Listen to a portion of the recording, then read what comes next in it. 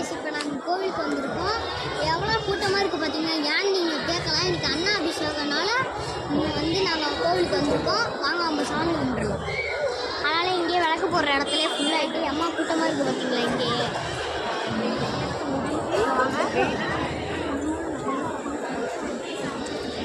வீடியோவை நார்மலாக நான் கட் பண்ணுறத நான் சொல்கிறேன். பாருங்கள், அங்கே அந்த பில்லு எண்டு வரைக்கும் கூட்டம் மட்டும் நிற்பாங்க. அவ்வளோ கூட்டமாக இருக்குது. அதனாலேயே போலீஸு ஃபயர் இன்ஜின் தான் எல்லாமே வச்சுருக்காங்க, கொளுத்திடக்கூடாதுன்னு. சரி வாங்க வாங்க லைஃப்